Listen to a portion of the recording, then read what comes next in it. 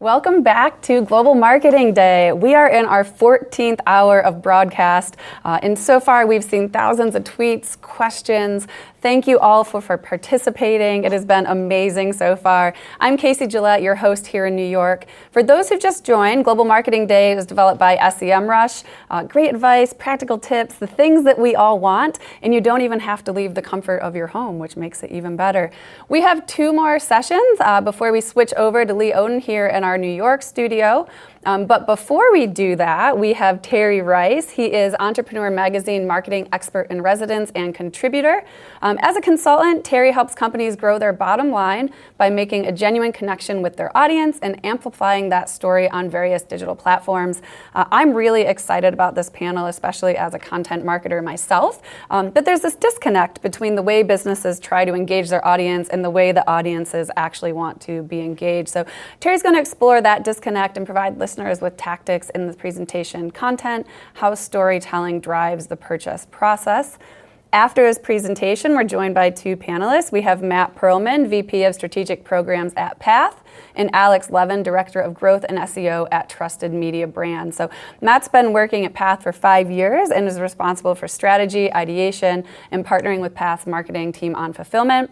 And Alex specializes in content marketing and online reputation management, a decade of experience. So we have a lot of experts here. I'm really excited. Terry, why don't you kick us off? Sure thing. First of all, thank you very much for the introduction. And yeah, today I'm really excited to talk to you all about how storytelling can drive the purchase process. So Casey here did a really good job of telling my background. I'm going to skip that part for the sake of time. Most critical thing I want to tell you right now, though, is if you want to get a copy of this deck, I made a bit.ly that you can go to, which is bit.ly and then GMD Rice, all uppercase, if you want to grab a copy of that deck. But just hopping into it, I want to show you a quick stat here. And this came from Business Wire. They discovered that consumers are 2.4 times more likely to say they think branded content is less authentic as compared to UGC, user-generated content. However, marketers think that consumers feel that branded content is more authentic. So you see the problem here. There's a huge disconnect. Marketers are saying, no, consumers love branded content. Consumers are saying, actually, no, we don't. We think that UGC is more authentic. So there's an issue here where we're not building up the trust with our audience because first of all, we're not listening to them. And second of all, we're not showing someone else's POV on why they think we have a great product, service, or solution, right? And the reason why I was really excited to discover this is because I've worked in digital marketing for years. I was at Facebook, I was at Adobe, I've taught at NYU, so on and so forth. But often I find the best practices that we're talking about at conferences like this aren't accessible to smaller companies, right? If you don't have a huge team and a huge budget, you can't do this. So when I found this win that UGC is much more impactful in many cases than branded content, I was like, cool, smaller brands can win just by being more authentic, right? And again, it made me reflect on the whole trust issue that a lot of people have now with all these challenges going on with Cambridge Analytica, and there's a new scandal every week. And I came up with this model that I call the Gotham model that addresses the critical questions you must be able to answer for your audience in order to increase your trust and buy-in with them. So the first one is, why are you interrupting my day? So it's almost like a jaded New Yorker who's sick of being bothered by people trying to sell them stuff. But you know what? It's a lot like that on social media too, right? You go there for entertainment or to learn more about sports and everything, and people are always trying to sell you something. So the first question is you need to answer is, why are you interrupting my day? And the way you do that is with content marketing. Providing certain content that provides value to your target audience, right? It could be something as simple as a useful tip or a guide or a checklist. But you want to start with this content marketing to prove that you have the right to communicate with someone and interrupt their day in this case. Well, the next one is, well, why do I want this, right? What's your value prop? And I feel like often we just assume people get it, right? Like, oh, we have this thing, click here, buy now. But you have to be able to succinctly iterate your value prop in a way that connects with your audience. And we're gonna go through a real quick process of storytelling, how you can do that. And then, why should I trust you, right? So sure, I want it, but why should I trust you? You seem kind of sketch maybe. And that's where these testimonials, UGC, or a key person of influence comes in, right? So testimonials, if you don't have that on your website or in your content somewhere, you're in trouble because someone besides you has to say, hey, these people are legit, right? And then lastly, why should I buy it from you? That's your unique differentiator, right? How are you different from the competition? And if you have a product or service or solution and you can't say how you're different from somebody else, you are in trouble. So I can't help you with that, but just realize there's a discovery process you have to go through, and you have to sit down and just iterate why you're different. So let me walk through this model now. The first one is, again, why are you interrupting my day? And you answer that question with content marketing. So think to yourself, what content do you have on your website that provides value to your target audience, right? So maybe you're a wedding planner. Do you have tips on how to tell people they're not invited to your wedding, right? It could be something like that. But any kind of content that provides value to your audience, it could be a tip, it could be entertaining, it could be something that's participatory where they're putting in their information and getting some kind of unique outcome from it. You need that content marketing. It can be a blog post or a quiz. A friend of mine owns a dating app, and she has this quiz you can ask your partner to see, favorite color, favorite movie, all this stuff. But to actually get the responses and test that, you have to submit your email address. So now we're doing lead generation. Checklist, people love that, right? Do the work for me, right? And whenever you have this kind of checklist, the harder it is to answer that question, the more powerful it becomes, right? So I'll give you some examples real quick. This is coming from QuickBooks. And QuickBooks has this post that says your 3-step formula for contacting prospects on LinkedIn, right? So QuickBooks has nothing to do with LinkedIn, right? This is accounting software versus social media, but who's using QuickBooks? Small businesses, right? And this is the questions that the business might have is, how do I use LinkedIn to grow my business? Right? So if you have this content that people are asking questions about on your website, you're doing them a solid by answering it, talking about SEO, now you're actually increasing your SEO because what do people do on search engines? They search for questions, answers to questions they have, right? So you got to create questions content that answers questions. Another question for all of you, does your dog need a flu shot? I have no clue, but this website, WAG, which is a division of BarkBox, has a blog about that. Does your dog need a flu shot? The answer is maybe, by the way. So you want to get the answer, read the blog. But more or less, again, so with WAG, the reason why I like this a lot is because they're a division of BarkBox, but it's all content, it's all media. And then BarkBox is a subscription-based dog toy and dog treat company, right? But they know their avatar is dog owners, so obviously they want to provide content that answers those questions. Last one, this is from Ladder. They make protein shakes and they just have cool workouts, right? So who drinks Ladder? People that work out. Let's give them some workouts. So it's a no-brainer. I'll give you another example. This is this tattoo parlor, and they just have FAQs. Can you drink alcohol before getting a tattoo? People are going to ask that question. By the way, the answer is no on that one, so don't. But again, you don't have to get super complicated with this. Just answer questions, right? The most powerful form of content you can have is a lead magnet. Write this down. If you don't have this one, you're also in trouble. A lead magnet is content that is so powerful, someone will give you their email address in order to obtain it, right? And a good lead magnet solves a real problem, right? So maybe 10 ways to entertain your children when it's too cold to go outside, or 5 interview tips, whatever it is. But the benefit of this is it gives you an opportunity to demonstrate your expertise, and you can encourage next steps. Hey, as a next step, you can do this, right? So the reason why I say this is because often my goal with social media, which is where I often focus, is to get you off of social media and onto an own channel, such as my email list. Well, how do I do that? I give you something that's so valuable, you want to submit your email address to get it. So this is not a good lead magnet. If you have this on your website, sign up to get our latest updates. Don't do that because nobody cares about your updates, right? What do you have right now that's going to provide value to me and my business? And I'm guilty of doing this, so I'm not calling out anybody who does. But when I change my lead magnet to something real, something tangible, that's when I saw my conversion rate go up. This is a good lead magnet. This comes from Honeybook, which is a platform that helps you design proposals if you're a freelancer, consultant, stuff like that. And they have this cool template you can design. It's a free email signature template, right? So you can look more professional. To get it, you have to submit your email address, right? That's a good lead magnet. So stop taking a break here. Questions create content. And how can you answer these questions that your audience has, and then how can you package that as content? If you don't know what questions your audience has, then you have to stop and go back and do some more research, because all the pixels and all these hacks and all stuff, it's not going to help you if you don't understand your audience, right? So start there. Next one's your value prop, right? Why do I actually want this? There's a very easy way that you can do storytelling to explain to people why they want your product or service. 3 steps here. And the first thing is you say, how, whatever their situation is. You know how you're looking for an after-school program for your kid. and the challenges around that, right? You know, you're not sure it's the right price or the right instructions, so on and so forth. Well, what we do is you say how you solve that person's problem. You know, we have these vetted teachers who've been around here for years, we're accredited, so on and so forth. And then in fact, proof of your expertise. In fact, we've been doing this since, whatever time it's been, or, we have over 95% of people come back. So here's the process. Again, if you want to get a copy of the decks, you can do this again. Just go to bit.ly, then it's GMD Rice, all uppercase. So for WAG, I'm saying, you know how it can be frustrating when you're away from home, but your dog desperately needs a walk. The guilt is unbearable. What we do here is we send a vetted professional dog walker to your apartment to walk your dog.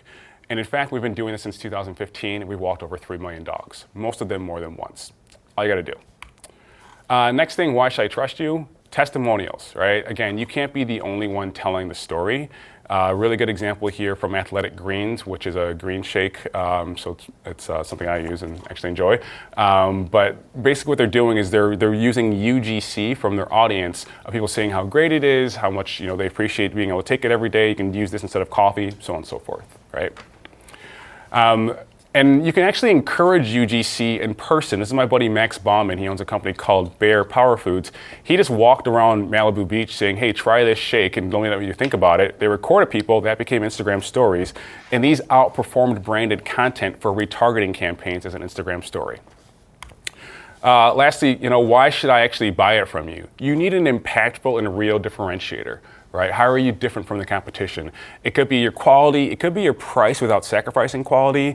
It could be you have some kind of charitable mission, or maybe even why you started the company. You started this company to solve a problem you have, and that's why you're genuinely connected to the solution and helping other people. Or just how you make people feel. Here's an example I like a lot. This is from Avis. And they said, Avis is only number 2, that's why we try harder. So you're actually using your disadvantage as an advantage. Like, we're trying to catch up. We're not just resting on our laurels and saying we're number 1. That's why you should trust us.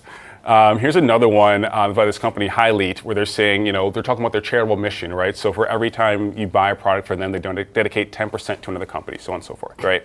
Or another charitable organization. You just need something. You can't say, buy it from me, please. Because that doesn't work, I've tried. So again, this is the model. You can go through here, 4 critical questions. If you can't answer that, again, just take some time to learn more about your audience and it will come to you. But make sure you're providing value in exchange for your audience's attention. And that's my presentation. So here's my Twitter, here's my email, but I'd love to talk to everybody else about this as well. Yeah, thank you so much. I mean, I love seeing examples of what people are doing. It's always like, oh yeah, these people are really smart out there. We have questions coming in. If you have questions, globalmarketingday.com, add them to the thread, #globalmarketingday. The first one I want to start with, and Matt, I'll direct this at you. What are some of the challenges around content that you're facing at your organization or that clients are facing that you see are pretty common? I mean, I'd say right off the bat, you're dealing with the even conversation of creating the thing called content, right? What is content? So I think getting past that, which is a whole conversation into itself of how do we create the content, we look at the challenge being is in what format and what way in which you present the content is most digestible to the audience set. So back to what Terry was saying before, learning more about your audience is, if we know that a very complicated topic is relevant to an audience, does every single person in that audience really understand everything about that, or do we have to find different versions of that content, maybe an intermediate, an expert, and a novice way of saying the same thing? And then what formats can that be distributed in to kind of get that journey and that customer path? Ideally, like what Terry was saying, get that content be digestible, get some people to give their information because it's something they want right now and they can action it. Yeah, and Alex, same thing. I think one of the toughest things with content marketing and content strategy, especially where I'm working right now, trusted media brands, where we're working with multiple websites and literally hundreds of writers, is figuring out what kind of content is going to resonate with our audience. And there's a lot to unpack from your wonderful presentation. I think it's a really tough task. I remember 5-10 years ago, SEOs were saying to just churn out 300 to 500 word articles, and there was a lot less focus on content quality. I think that one way we're improving content even more now is by thinking about what kind of content our audience is looking for. And that's a really tricky question. So that's something that I would love to learn more about from you guys, actually, because there are some tools that we use for that, for finding out what topics the audiences that we have care about, what topics audiences that we're targeting care about. For example, I like this one free tool called Bing Ads Intelligence that shows you which queries are most popular with which age groups and which genders. Obviously, surveys can be great sources of information. I know that at Path, you were just telling me that you work with a ton of data and have information about hundreds of millions of people. So if you guys have any more comments about how you go about using that information in content strategy creation, I'd be very interested in that. Yeah, and I was going to ask something along those lines. We talk a lot about what's making content good now has to do with understanding your audience and understanding data. So what are some of the data points that you're looking at when thinking about content creation or telling your clients, like, this is what you need to be thinking about? It all starts with research. So one of the easiest things you can do is go on a platform like Reddit and do social listening. And I'll give you an example. I'm working with this company called Blue. They make weighted blankets. So Gravity Blankets is another company that does that. And there actually is a thread on Reddit about weighted blankets. And a common question that came up was, are they hot? And I was like, oh, good question, are they? So again, if you know that's something that's going on in your audience's head before they even buy the thing, you can address that directly in your content. Like, hey, these are 25 pounds of, trust me, they're not hot, and here's some other best practices, so on and so forth. But just doing social listening, which can be free, right, on channels like Twitter, just follow a hashtag related to your audience. Or Reddit, you can also do it, on Facebook and other platforms to an extent, but just putting in that deep work. And one of the most impactful things you can do is create what's called an empathy map. And that's often used in like product design and product innovation. But my goal is to get more marketers to think about doing it just to understand their audience more. And from there, it becomes much more clear about what content they care about because you've done that deep research. Yeah, I mean, it comes down to the people, right? That's what it inevitably comes down to. Matt, same question. Any specific data points that your team is using to look at to decide what type of content we're going to be creating? Yeah, I think the thing that I tell clients, and we do internally all the time, is right off the bat, go to Google and do a search for whatever the content is you're interested in. They've done a pretty good job to date of curating what they believe we as users want to see. And what I find most astounding is we did a huddle at Path Interactive on Monday where we talked about the landscape of a search results page and how over 50.3% of all searches end up in non-clicks because there's so much stuff going on the page now. And so sometimes there's quick references, there's rich snippets, there's answer boxes, and sometimes we find those sources of good content pieces around maybe a general theme of content, and then you append that keyword with something more qualifying, and eventually you get to a place where it's transactionary. And just following the journey of what Google's giving us gives us a sense of what they rank as priority, and then who else is bidding on it. And then you go to these other third-party tools to measure what those sites rank for, to get a sense of, well, if I want to compete in this space, it's no longer just about monthly search volume. It's really about click-through rate, and can I even show up on that page anymore? But more importantly to our main question is, how do I rank here for what kind of content? So if I know I can deliver a how-to guide for something that can later scale into other micro-content pieces that are in UGC format or in email newsletters and repurposed to reach your audience in many ways. We find like surrounding people with relevant content at different points in their process is usually more helpful than just trying from zero, right? Yeah. Another thing that came up in thinking about those search results and how they've changed is we're seeing considerably more video. Is anyone here doing video currently? Yes. Yeah. Do you want to expand upon that? Tell us a little bit about what you're doing and how you're actually deciding what to create. Yeah, absolutely. So this is something that I'm starting to learn about at my company. And I looked at very many different ways to potentially inform video strategy.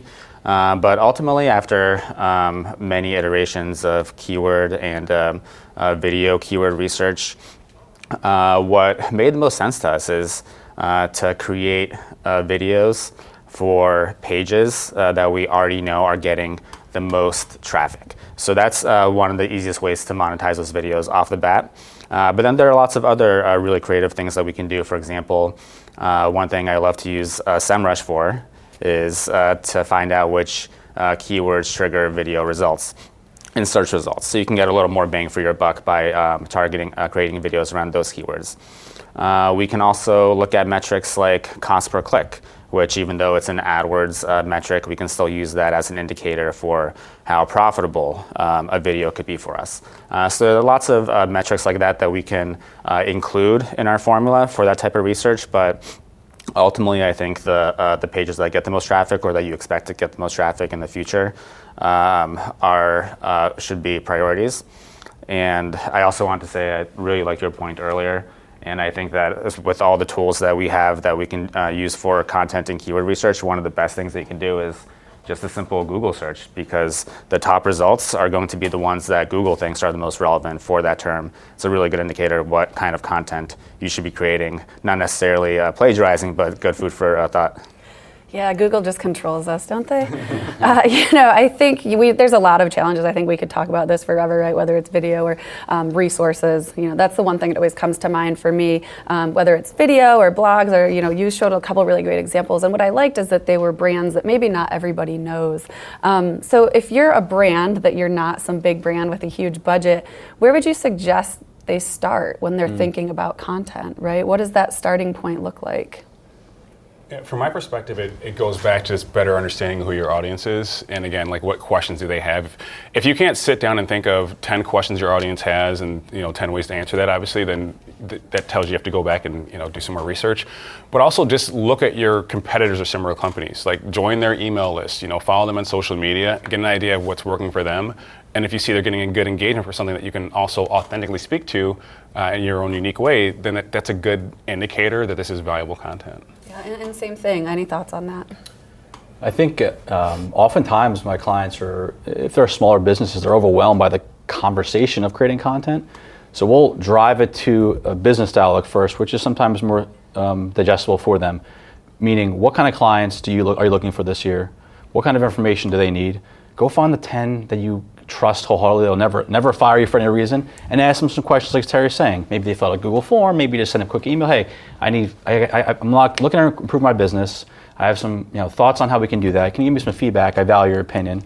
And then like Terry's saying, they'll give you insights. They'll sell you on what it is you need to write about in some cases. And then if you want more clients like that of the similar mindset, then there's pain points that those people have or concerns they have, and then you can gear your content around your business, whether it's QuickBooks talking about LinkedIn, which is just a great way up front to get in front of people, to give them something interesting and more value, to get in front of people that may be looking for, whatever kind of service you have. Mm-hmm.